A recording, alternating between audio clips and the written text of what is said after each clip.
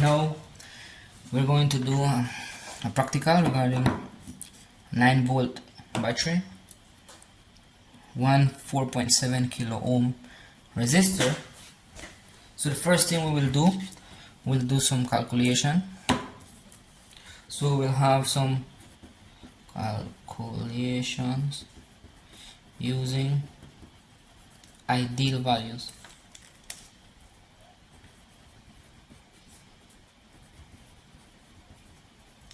Okay, whenever it is said that it's an ideal value or a perfect value or a constant value, it means that this 9-volt here, as it marks, it will maintain its value constant regarding or whatsoever the situation is. If it's there any amount of load connected to it, it will still be 9 volts. So here we have a voltage equals to 9 volt. Then we have a resistor, this resistor here. I don't know if it can be observed, the colors of this resistor. Let me try to bring it a little bit more closer, and if the camera can focus on it. Let me try my best. It's not focusing. Okay, that does. Alright, there it is. So that those color, if those color are research, it must give us the value of resistance of 4.7 kilo ohms. So with those values there, I can have my ideal current flowing in that circuit that will be calculated. So let me draw my circuit first of all. So remember, if I have a real constant value, I can represent this source, this symbol here, or this symbol there. So either or I can use. So let me use this one here. So I will use plus minus and then the symbol for a resistor, close the circuit, this R here, this V here, and from positive to negative my current will be flowing. So this current is what I want to calculate for this circuit, this scenario that I am having here. So I will have that my current will be equals to my voltage over my resistance, my resistor here in this case. So how much volts do I have? I have 9 volts over 4.7 kilo ohms. Before calculating this, let me bring in my calculator. Before calculating this, I need to change this value here, this prefix to a numerical value. Remember, k is 10 to the third, so I need to work as clear as possible. So I'll have again 4.7 times 10 to the third ohms, 9 volts over 4.7 times 10 to the third, and that will give me now my real values, because this value is the value that is going into the calculator. So I will have now 9. I can do it two ways in the calculator. I can use the fraction option here, or I can use the division. So let me use both. So I will use the fraction first. So over 4.7, and then my exponent is here to the third, equals to, I have a fraction, I can convert it to decimal, and it states that it is 1.914. I will round this off to 5 times 10 to the negative third amps. So if I do it the other way, for example, if I do it a regular division, 9 divided by with the division sign, 4.7 to the third, I get the same answer. So this is my calculated value. So now I have in total that this will be equals to 1 point. By the way, let me change this back to the prefix. So I'll have 1.915 milli amps, because 10 to the negative third is milli. So I'll have 1.915 milliamps. Okay, having these values here, remember we are calculating this under ideal conditions, perfect values. This is like having a perfect world. So this is just for calculation, and this is not, for example, a real world, right? So this is just for calculation values. So we need to check now in real life situation, measure the amount of voltage that this battery has, then we will measure the value of this resistor in real life using what? Using a multimeter. So let me put this little side here. And what will be needed to do this practical? The breadboard. So I'm using this breadboard that is in good condition. I have left the other one just for so that it could be example in how the breadboard is structured inside. So again, remember we had this breadboard from the last video. I took off the insulator from this so that I can show you how this is internally built. So we have here the power rails. Remember, these are positive, negative. So I can power this breadboard in two directions, or in two ways. This red stands and this plus stands for positive, this stands for negative. Or if we are connected AC to this will stand for line, and this will stand for neutral. So yes, okay. So these are the power rails, and these are the other rails that the rails that we'll be using. So let's do this connection. So okay, having this configuration, let me leave this here somewhere there. I will be using it. Okay, so let's continue now. Let me connect the resistor first. Let me connect it anywhere here. So remember, the only thing I'm doing, I'm connecting the resistor. This is one terminal, this is another terminal, so these are independent. This is not creating a short circuit because they are two different. It's like I'm connected from this bar to this bar. That's the only thing I'm doing. 2 points of connection. That's all.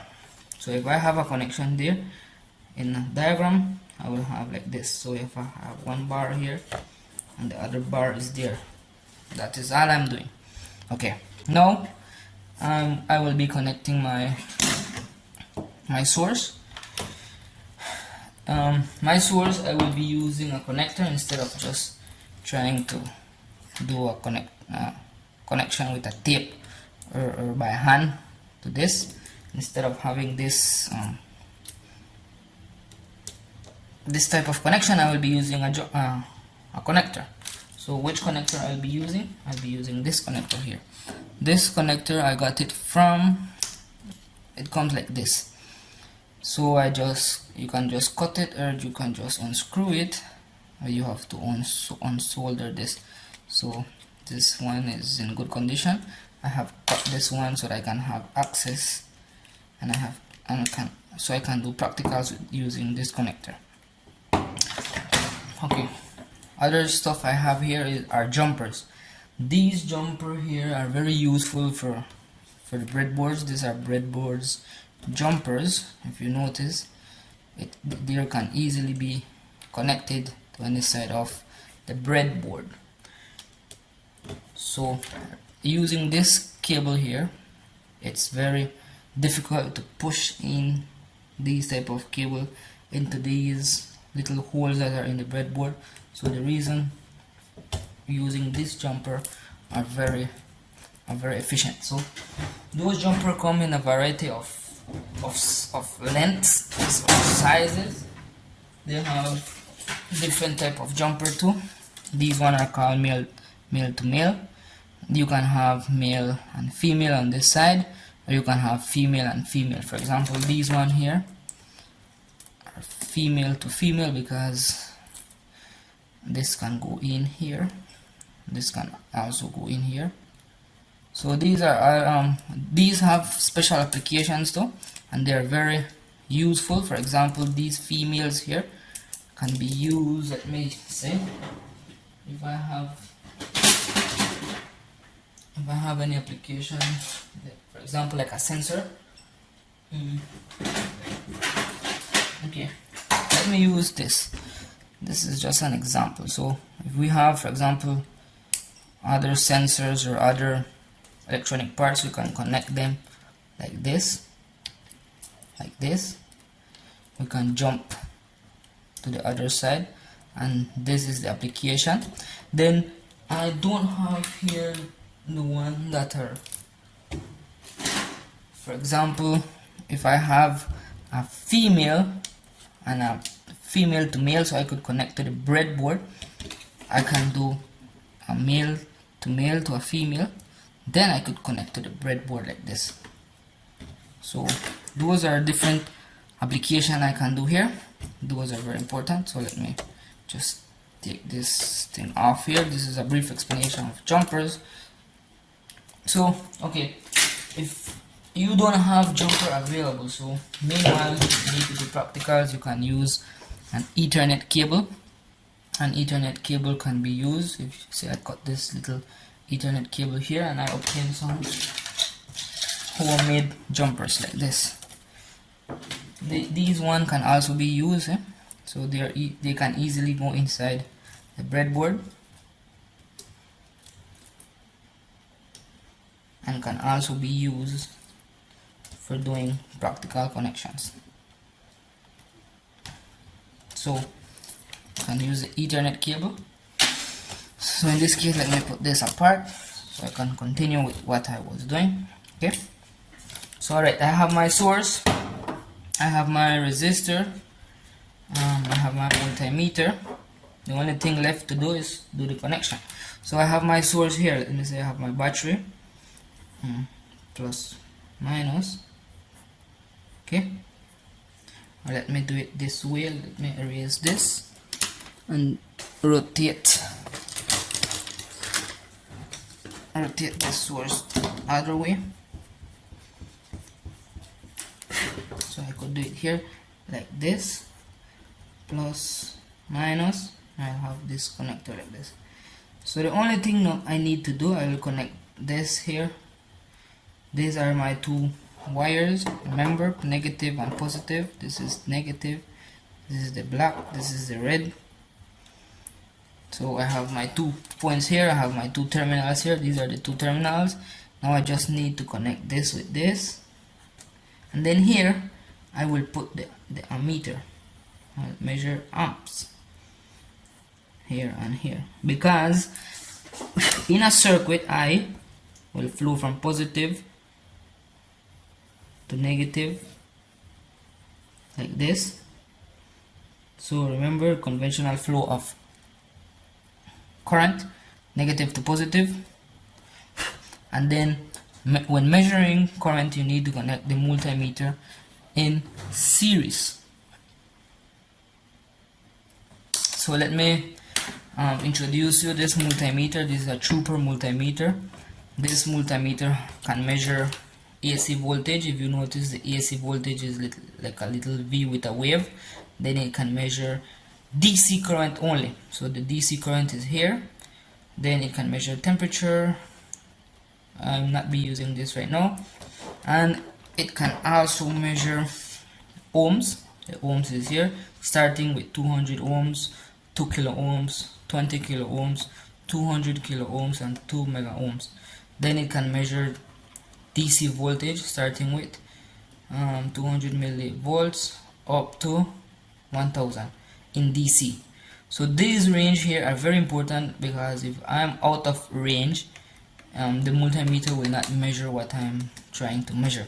So for example, if I'm measuring here a 9 volt battery and I'm setting it to, let's say, 2 volts, it will not measure that 2 volts, because it is out of range. See, it is out of range, no measurement. Let me put on the light so that it can show a little bit more clear. So no measurement is going on because it is out of range. I need to set it to at least 20 so it can measure from 0 to 20 volts, and then I can obtain my measurement. So let me take off this a little while and set here my measured values and do my calculation with measured values. So these are my real life values, or in other words, measured with the multimeter.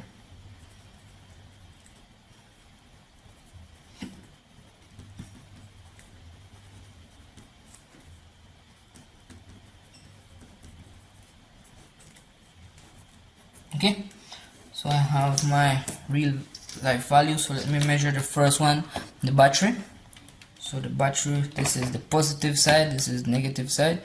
So this one, this is the positive and this is negative. Let me turn off the light. So it's measuring 9.35 voltage, measured 9.35 volts. Let's measure the resistance now. The resistor is here, so let me measure it. So again, I need to change the configuration. Wait, I think I did something wrong here. This connection should be here in the common. It should not be here, although it's the same one, but this one here is protected by a fuse. So this is when measuring current. So now let me measure again here using this side of it. Is called common because whenever you are measuring AC, it becomes neutral. Whenever you are measuring DC, it becomes negative. So positive, negative in DC, AC, line, and neutral. So let me measure again. So to confirm I did not made a mistake. So positive, negative. Okay, 9.35. Okay, set. So we are clear to go. Now let's continue and measure the resistance. So if I measure here the resistance using 2 kilo ohms or 200 kilo ohms using this tool, I will not have a measurement because remember I said that this value of the resistor, the color code of this resistor states that this resistor is a value of 4.7 kilo ohms. So let me measure with out of range. So I'm measuring in 2 kilos. So this resistor will not, this multimeter will not measure anything. So whenever you have a resistor and you do not know the value, you can start from 200, then you can be increasing it until you have the value. So in this case, let me start with the lowest one. This is not in the range of 200. Let me go back to 2 kilo ohms. So this is not in the range of 2 kilo ohms. So let me go to 20 kilo ohms. And in 20 kilo ohms I have a reading. I have a reading of 4.66 kilo ohms. So this is 4.66 kilo ohms. And the current will now be measured with the same multimeter. Remember, these are measured with multimeter. So I'm not doing calculation, I'm doing measurements. So let me again set this here. So if you notice, I am setting it straight. I can set it anywhere. I can set it this way and this way. It doesn't matter because these are just 2 bars that I am obtaining from here. Now let me put again the connector to the battery. Okay, I have positive and negative, and let me now have 2 connectors, one to this side of and one to the other side of the resistor. So I can connect this already as my diagram here. The negative I will connect it one time. Let me do this connection here, and then the other side I need to connect the amp meter. So this configuration. So when using the amp meter here, I need to connect from positive and using the amp. If you notice, this says on fuse max 10 seconds each 15 minutes. So this is on fuse, this is fuse. So this one can measure up to 10 amps max. And where is the amp configuration? so 10 milliamps, sorry, 20 milliamps to 10 amps, and this is 2 amps. So best thing, I will connect it this side, so anything that happen, it is protected by the fuse, because this is the fuse here. It has a fuse, so best thing, use your fuse. In other multimeters, you will not be allowed to use it like this to measure current.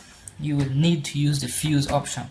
So some multimeters may allow, some may not. Let me say in this case, I will, for security, I'll just put this with the fuse option. So I'll connect one side here, so I need to connect this side here. Let me connect this side first to this is more easier, and then the other side I will do the connection with my hand, touching the two of them. So let me put on this, and the time had come to see what is the current in this circuit. So let me turn this on. So if you notice, I put 2 milliamps. My voltage is in the range of 1.9, so that means that is still too big or too small. It's too big, please, sorry, because in real life I think it's more. So let me see. So it's 1.97 milliamp. So I'm getting 97 milliamp. So these are the real life conditions. So if I do the calculation with this and this, let me see how much do I get. Current is equals to voltage over resistor. So if I have 9.35 volt over 4.66 times 10 to the third ohms, I will have a value of 9.35 over 4.66. So I'll have 2 milliamp calculated, and this is measured with multimeter. So this is a practical I wanted to share to show you what are ideal values and what are real life values measured with a multimeter. So whenever they are saying or any book or anything is stated as ideal values, these are the ideal values here, the values that are expected when fabricated. And these the color code also has an ideal value, but whenever it is working in real life, it has some changes. If you notice, from 1.915 milliamps or 1.9 milliamps to 1.97 milliamps is not so much the difference. So let me conclude here, and then this and this is not so far. So that's the reason sometimes ideal values are used to estimate real life values, and it is still acceptable.